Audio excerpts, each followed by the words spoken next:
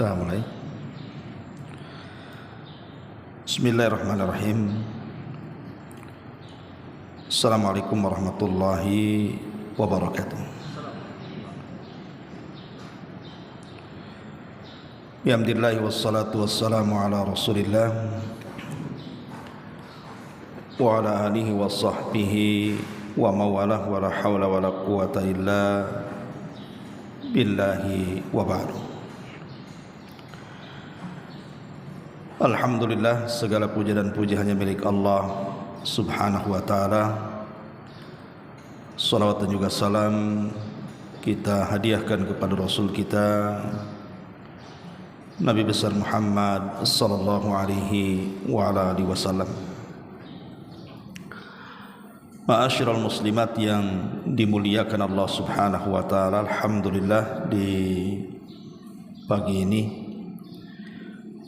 kita bisa kembali duduk untuk berthalabul ilmi di Masjid Darul Ilmi,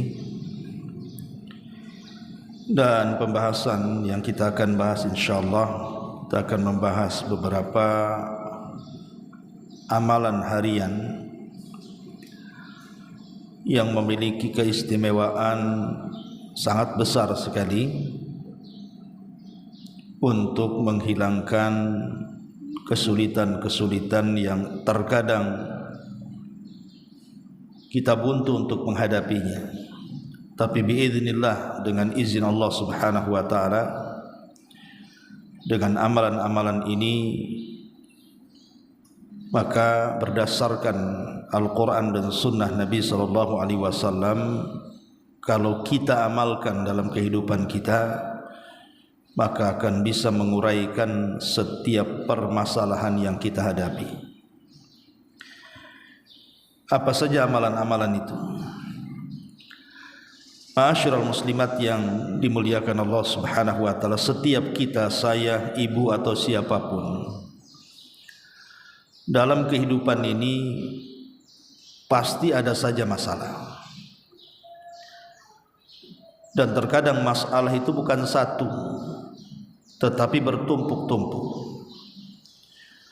Terkadang satu masalah belum kelar, datang pula masalah yang lainnya.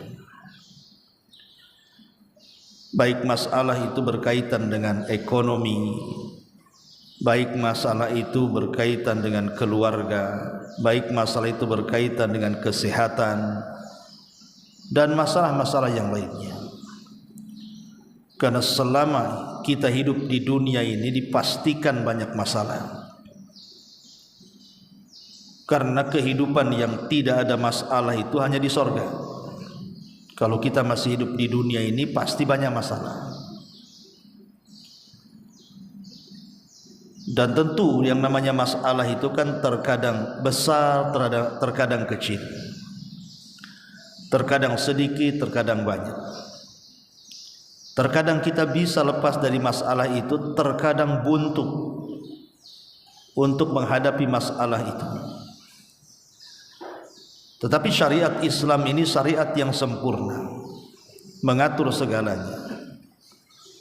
Termasuk juga Allah subhanahu wa ta'ala mengarahkan kepada kita untuk melakukan beberapa amalan lewat lisan Nabi SAW tentunya, yang dengan amalan-amalan itu biiznillah, dengan izin Allah dan dengan keyakinan kita kepada Allah subhanahu wa ta'ala, insyaallah masalah-masalah yang kita hadapi itu akan mudah diuraikan. Apa saja? Yang pertama, taqwallahi azza wa jalla, meningkatkan ketakwaan kita kepada Allah subhanahu wa ta'ala. Karena Allah subhanahu wa ta'ala yang mengatakan di dalam Al-Quranul Karim, wa man yattaqillaha yaj'al lahu makhraja. Barang siapa yang bertakwa kepada Allah subhanahu wa ta'ala, maka Allah subhanahu wa ta'ala akan mudahkan jalan keluarnya. Ini janji Allah. Jadi Allah subhanahu wa ta'ala berjanji dalam Al-Quran, siapapun yang meningkatkan ketakwaan kita kepada Allah subhanahu wa ta'ala, maka masalah serumit apapun maka pasti Allah Subhanahu wa taala akan carikan jalan keluarnya. Bagaimana cara menguraikannya? Allah nanti akan bimbing itu. Karena kita tahu bahwa semua permasalahan yang kita hadapi itu kan memang datang dari Allah. Allah yang menciptakan masalah itu. Tetapi kita yakin bahwa dengan semakin dekatnya kita kepada Allah, Allah akan mengangkat masalah yang Ia ciptakan sendiri. Di dalam surah Al-A'raf ayat 96, Allah Subhanahu wa taala mengatakan, "Walau anna ahlal qura amanu wattaqau la fatahna 'alaihim barakatim minas sama'i wal ardh."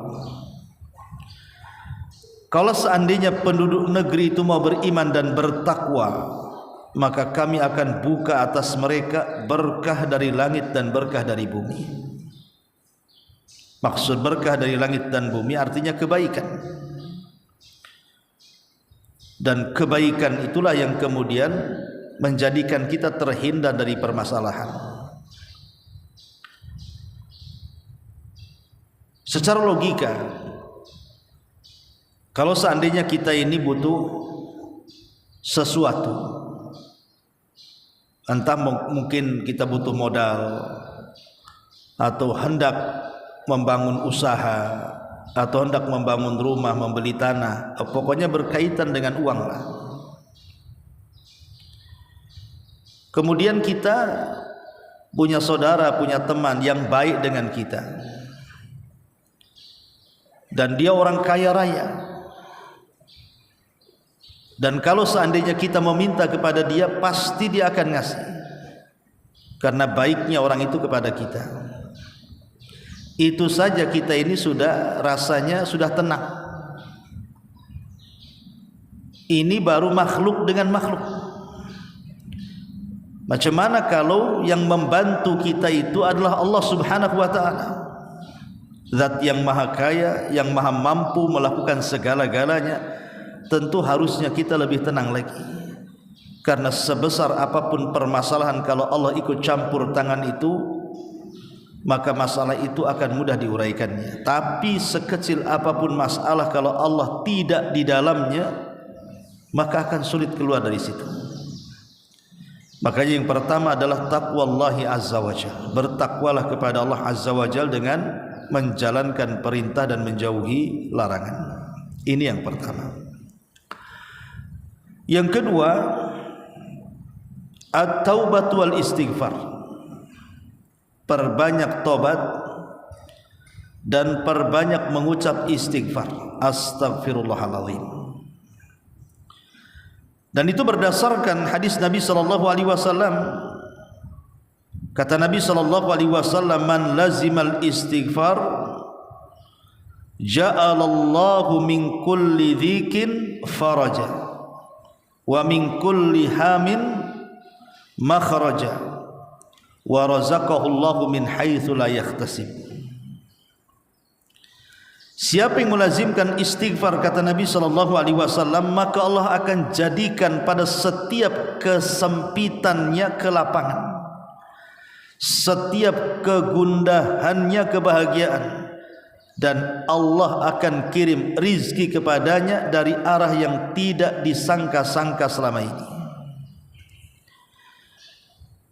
Jadi Nabi SAW menjanjikan, kalau hidup kita ingin berkah, jauh dari permasalahan, diuraikan kesulitannya, maka perbanyaklah taubat dan istighfar. Karena biasanya kesulitan datang itu karena dosa.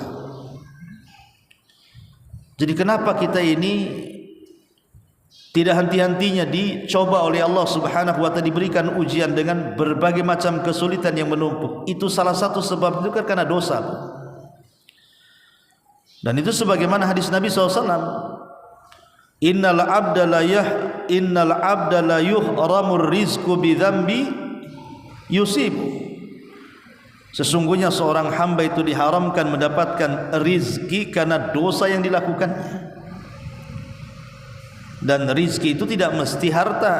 Rizki itu juga kelapangan dada, kebahagiaan keluarga, kebahagiaan bertetangga, kebahagiaan berkawan, dan begitu seterusnya. Itu semua rizki. Lah terkadang rizki-rizki itu, kata Nabi SAW, bisa tercabut. Yang tadinya bahagia tiba-tiba sengsara, yang tadinya murah senyum artinya banyak menangisnya, dan begitu seterusnya, karena boleh jadi itu diakibatkan dosa. Maka dengan tobat dan istighfar inilah yang bisa mengeluarkan kita dari kesulitan. Makanya di zaman Hasan Al-Basri rahimahullahu ta'ala, ada 3 orang yang mengadu tentang 3 kesulitan yang berbeda. Yang pertama mengadu soal desanya, kampungnya, yang terjadi paceklik berkepanjangan sehingga tidak pernah turun hujan, dan itu menyiksa. Kemudian minta solusi kepada Imam Hasan Al-Basri apa yang harus dilakukannya. Kemudian yang kedua, ada orang yang datang kepada Imam Hasan Al-Basri mengeluhkan dia sudah menikah lama tapi tidak diberikan karunia berupa momongan dan anak. Kemudian yang ketiga, ada orang yang mengadu karena kefakirannya, karena kemiskinannya, susah cari pekerjaan, dan begitu seterusnya. Tetapi Imam Hasan Al-Basri hanya menasihati dengan satu kata. Apa kata Imam Hasan Al-Basri? Istaghfiru rabbakum, beristighfarlah kalian kepada Rabb kalian. Jadi 3 orang yang bermasalah dengan permasalahan yang berbeda-beda ini bertanya, wahai Imam, masalah kami ini kekeringan, masalah si anu karena tak punya anak, masalah si anu karena kefakiran. Kenapa jawabannya sama? Kami disuruh banyak istighfar. Kemudian Imam Hasan Al-Basri membacakan sebuah ayat dalam surah Nuh. Faqultu astaghfiru rabbakum innahu kana ghaffara yursilis samaa 'alaikum midrara wa yumdidkum bi amwali wa banin wa yaj'al lakum jannatin wa yaj'al lakum anhara. Aku katakan, kata Nuh kepada kaumnya, banyak-banyaklah istighfar kalian kepada Rabb kalian. Kenapa demikian? Karena ketika itu di zaman Nabi Nuh pernah terjadi kekeringan paceklik selama 40 tahun. Jadi zaman Nabi Nuh itu pernah tidak turun hujan 40 tahun. Bayangkan kita seminggu nggak turun hujan saja, udah panas kan gitu, udah menjerit kita rasanya kan. Ini 40 tahun tidak turun hujan di zaman Nabi Nuh. Jadi Nabi Nuh alaihi salatu wassalam itu menasihati kaumnya dan mengatakan, perbanyaklah istighfar kalian kepada Rabb kalian, karena dia zat yang maha pengampun lagi maha pengasih.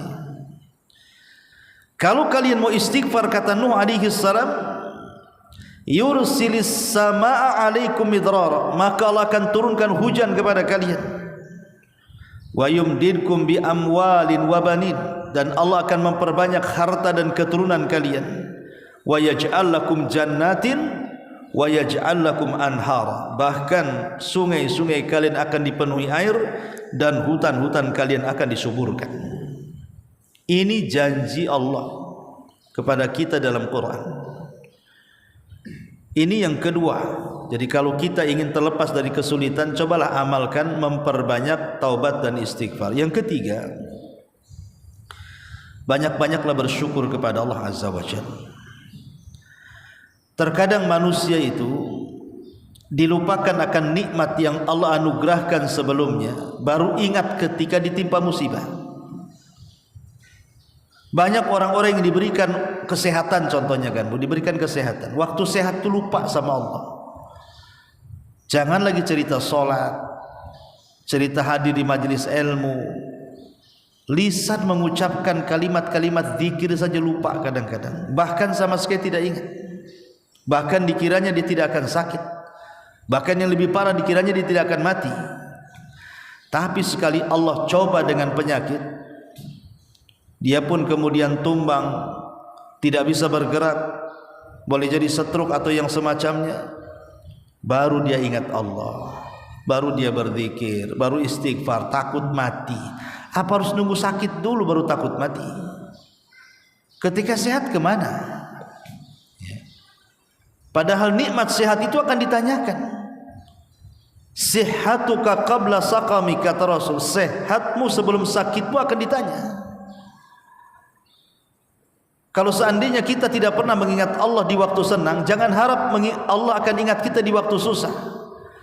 Karena hanya orang-orang yang diperhatikan Allah di waktu susah itu, ketika di waktu senang dia betul-betul mengenal Allah Subhanahu wa taala. Kata Nabi sallallahu alaihi wasallam, ta'arraf ilallahi fir raha ya'rifka fi syiddah. Kenali Allah di waktu engkau senang, nanti Allah akan kenal engkau di waktu susah. Maka kalau ingin dihilangkan kesulitan kita, banyak-banyaklah bersyukur kepada Allah. Bersyukur akan nikmat, minimalnya kalau kita kena musibah, bersyukur akan nikmat yang masih ada. Umpamanya ibu sakit, jangan ibu lah, yang lain aja ya. Contoh si A sakit, kalau dia bisa bersyukur bu, maka biasanya dia akan melihat ke yang lainnya. Oh, tetangga saya juga ada yang sakit, rupanya dia lebih parah dibandingkan saya, alhamdulillah, bersyukur dia. Ataupun mamanya kayak semalam nih kan, terjadi musibah nih, angin di mana-mana di kota Batam ini. Entah di Batu Haji, di Batam Center, di mana-mana saya lihat tuh. Ada yang terangkat rumahnya, ada yang pohonnya jatuh, tiang listrik tumbang, macam-macam. Makanya kan ibu merasalah semalam semana kan waktu maghrib itu. Terkadang kalau seandainya Allah takdirkan, boleh jadi mungkin rumah kita terkena musibah, entah terangkat atapnya ya, tapi kita masih bersyukur. Nasib baik baru rumah saja yang hilang atapnya, coba kalau saya yang hilang kepalanya, kan jadi masih bersyukur juga, alhamdulillah saya selamat, rumah saja yang rusak. Itu namanya bersyukur bu. Bersyukur akan nikmat yang tersisa, jangan terpikir musibah yang ada. Sebab kalau orang banyak berpikir soal musibah yang ada, dia lupa dengan nikmat Allah yang tersisa, itu nggak akan pernah bahagia hidupnya. Stres, mikir terus jadinya. Makanya syukur itu salah satu yang bisa mendatangkan nikmat. Allah Subhanahu wa taala mengatakan, la in syakartum la azidannakum wa la in kafartum inna adzabi lasyadid. Kalau kalian bersyukur kepada Allah, ku tambah nikmatku untuk kalian. Tapi kalau kalian kufur, justru azabku menanti kalian. Ini yang ketiga. Yang keempat, as-sadaqatu wal infaqu fi sabilillah. Bersedekah. Justru yang menghilangkan kesulitan itu bersedekah. Makanya ada istilah dalam Quran itu, wa man qudira alaihi rizqu fal yunfik. Kalau disempitkan rizkinya, biar lapang, berinfak. Ini Allah yang mengatakan. Masa sih Ustaz, saya ini sudah jatuh, ketimpa tangga, ketimpa genteng lagi, banyak timpa, cemana saya akan keluar? Infak pun tak ada ya. Bersedekahlah walaupun sedikit. Boleh jadi sedekah itu menjadikan Allah lapangkan rizki kita, karena Rasul yang mengatakan, ma naqasa min malis sadaqati bal yazdad bal yazdad bal yazdad. Tidak mungkin berkurang harta yang disedekahkan, bahkan bertambah, bertambah, bertambah dan bertambah. 3 kali Rasul mengatakan seperti itu. Dan harus yakin kita ini bermuamalah dengan zat yang maha kaya. Jangan perlu takut. Jangan pernah takut, karena kita sedang bermuamalah dengan zat yang maha kaya. Karena biasanya setan yang datang ke telinga kita mengatakan, jangan infak nanti kau fakir, jangan infak nanti kau miskin, ya'idukumul faqra wa ya'murukum bil fahsya. Ujung-ujungnya ketika dia terhasut dengan setan tak mau infak, akhirnya betul-betul tak mau infak, maka uangnya diwaswasi setan, gunakan uang itu untuk maksiat, gunakan uang itu untuk maksiat. Itulah wa ya'murukum bil fahsya ya. Ini yang keempat. Yang kelima, Al-atfu wal ihsan bidh-dhu'afa, lembut dan senantiasa berbuat baik kepada orang-orang yang lemah, orang-orang yang jauh lebih fakir dari kita. Terkadang saya lihatkan di Batam ini ada perumahan itu kontrasnya begini, itu perumahan menengah ke atas, ya boleh dikata elit lah, tapi kemudian terpagar di situnya ada rumah ruli sampingnya. Saya lihat ada beberapa rumah orang-orang kaya raya itu sampingnya ruli, rumah liar orang-orang miskin. Ya. Ini terkadang ada orang-orang kaya tak punya hati, di sampingnya dipertontonkan orang-orang lemah, orang-orang miskin, tapi tidak punya kasihan sama mereka. Padahal itu kesempatan itu, ya kan? Nanti kalau digusur di situ, hilanglah orang-orang miskin itu di situ. Jadi Anda ini kalau tinggal di rumah-rumah orang kaya, siapapun lah yang kebetulan punya tetangga orang-orang gak mampu, ini kesempatan besar sebenarnya, supaya Allah banyak memberikan berkah kepada kita, menghilangkan kesulitan kita, bantu sebagian harta kita untuk mereka. Karena Rasul yang mengatakan dalam Al-Quran itu, dalam hadis Nabi mengatakan, hal tungsaruna wa turzakuna illa bidu'aifikum, tidakkah kalian ditolong dan diberikan rezeki itu kecuali karena orang-orang lemah di antara kalian. Jadi penyebab orang itu bisa kaya karena ada orang lemah di sekitarnya. Doa-doa mereka itu mustajab, ya. Dan ketika kita bersedekah kepada orang-orang lemah itu, bukan kita yang berhajat kepada mereka, bukan mereka yang berhajat kepada kita, kita yang berhajat kepada mereka.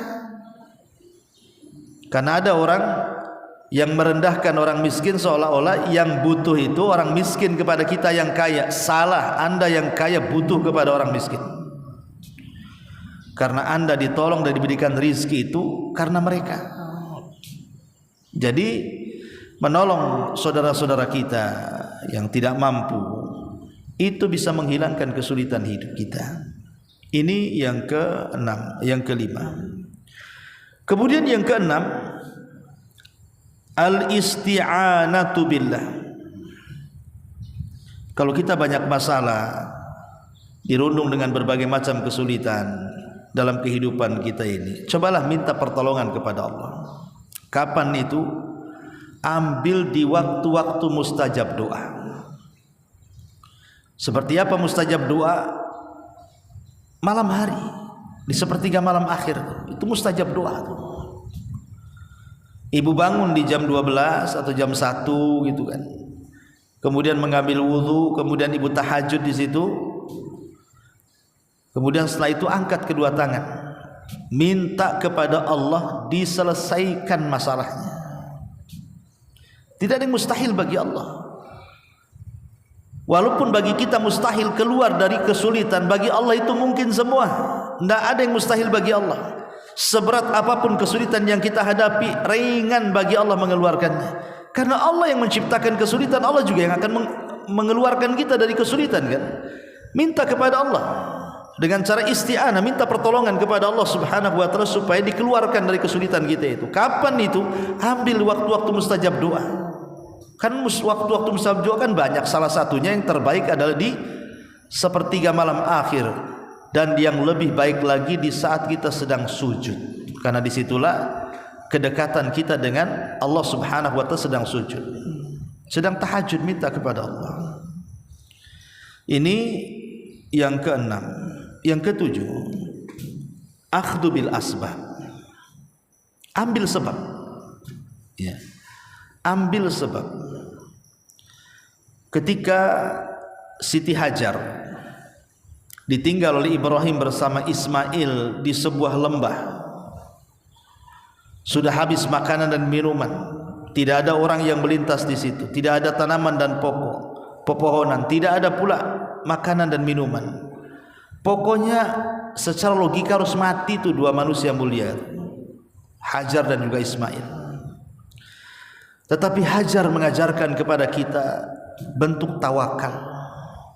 Dengan cara apa? Akhdhu bil asbab, mencari sebab.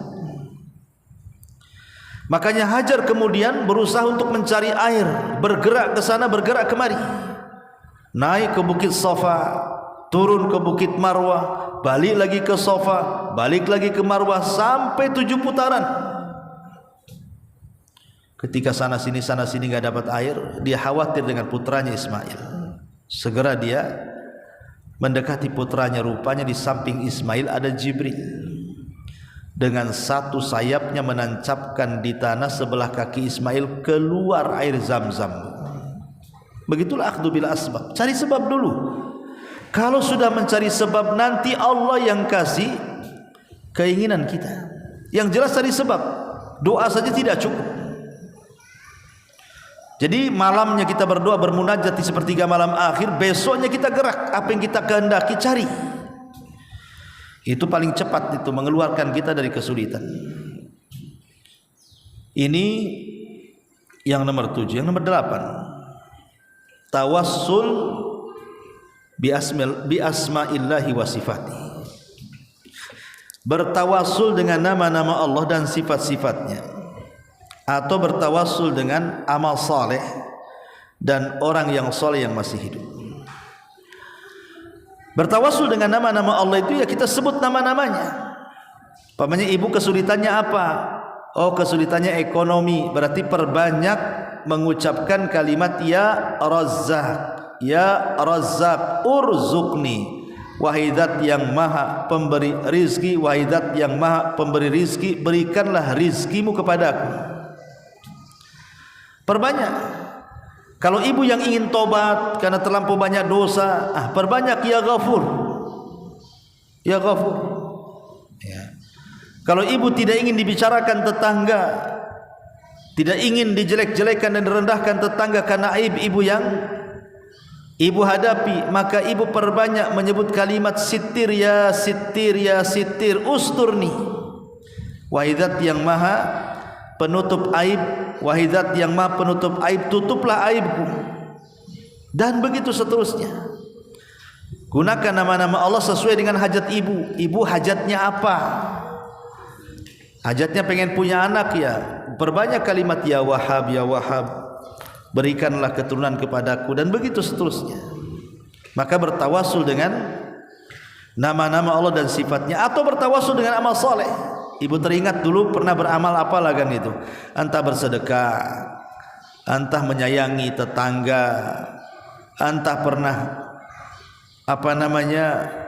berbuat baik kepada manusia. Ingat-ingat, kita kira-kira nih dalam kehidupan ibu itu, ibu pernah mengamalkan amalan apa yang paling indah sepanjang sejarah ibu hidup tuh, yang paling ikhlas tuh. Gunakan amalan itu untuk di hari ibu sedang kesulitan. Ya Allah, kok hidup saya ini kok sulit sekali, sudah seminggu, sudah sebulan seperti ini. Dulu saya pernah berbuat baik sama si Anu, dan saya lakukan dengan ikhlas. Kalau memang kebaikanku kepada si Anu itu yang lakukan dengan cara ikhlas, kau terima ya Rabb, hari ini aku butuh dan berhajat kepadamu, tolong lepaskan aku dari masalah ini. Itu namanya tawasul dengan amal soleh. Itu bisa menghilangkan kesulitan juga. Ini yang nomor 8. Yang nomor 9, menghilangkan kesulitan orang lain. Menghilangkan kesulitan orang lain. Nabi SAW mengatakan, man naffasa am mu'minin kurbatan fid dunya naffasallahu kurbatan min kurabi yaumil qiyamah. Barang siapa yang meringankan kesulitan atau satu kesulitan, Rasul mengistilahkan dengan satu kesulitan, siapa yang menghilangkan satu kesulitan yang diderita oleh saudaranya seorang muslim di dunia, maka Allah akan hilangkan kesulitan dia di dunia dan di akhirat. Jadi kalau seandainya kita ini ada tetangga nampaknya sedang sulit, menghilangkan kesulitan itu tidak mesti pakai materi, Bu. Bisa juga pakai kalimat. Umpamanya ada orang sedih, kita datang, kita hibur, itu menghilangkan kesulitan juga tuh. Ada orang kena kemalangan, entah orang yang dicintainya meninggal, ibu punya kawan, kemudian kawan ini suaminya meninggal atau orang tuanya meninggal, ibu takziah, ibu kasihlah kalimat-kalimat untuk menenangkan. Itu menghilangkan kesulitan. Ya, jadi tidak mesti material ya, apa namanya, uang atau apa, enggak mesti materi untuk membantu orang itu. Bisa dalam bentuk tenaga, bisa dalam bentuk waktu, meluangkan waktu, bisa dalam bentuk ucapan. Mudah kok sebenarnya, tapi efeknya besar, karena Allah akan menghilangkan kesulitan kita di dunia dan akhirat. Dan yang terakhir, yang 10 adalah husnudzan billah, berbaik sangkalah dengan Allah. Tidak mesti sebuah musibah atau ujian yang Allah timpakan kepada kita itu buruk bagi kita pun. Tidak mesti. Terkadang itu kebaikan bagi kita. Wa asa an takrahu syai'an wa huwa khairul lakum. Dan boleh jadi apa yang kau lihat buruk itu rupanya baik pula di hadapan Allah. Kita tidak tahu. Maka berhusnudzonlah kepada Allah. Kalau kita ditimpa musibah, jangan suudzon kepada Allah, tapi berhusnudzon. Boleh jadi Allah sayang, Allah hendak mengangkat derajat kita, Allah hendak menghilangkan dosa-dosa kita, Allah hendak memberikan kesenangan kepada kita. Kita tidak tahu, ya. Makanya husnudzon itu penting ketika kita berada dalam sebuah kesulitan itu. Karena husnudzon itu akan mengeluarkan kita dari kesulitan. Bukankah Rasul dalam hadis qudsi mengatakan, Allah berfirman, ana ma'adhanni abdi bi, sesungguhnya aku ini akan mengikuti prasangka hambaku. Kalau dia berprasangka baik, aku baik sama dia. Kalau dia berprasangka buruk, aku pun akan buruk sama dia. Lihat, jadi berhusnudzon itu penting ketika tertimpa musibah, karena Allah akan ganti kesulitan itu dengan kemudahan, dengan berhusnudzon itu. Nah, ini diantara 10 perkara yang disebutkan para ulama tentang amalan-amalan yang bisa menghilangkan atau menjauhkan kita dari kesulitan-kesulitan dunia. Wallahu a'lam bishawab. Sampai di sini. Kalau ada yang mau bertanya, silakan.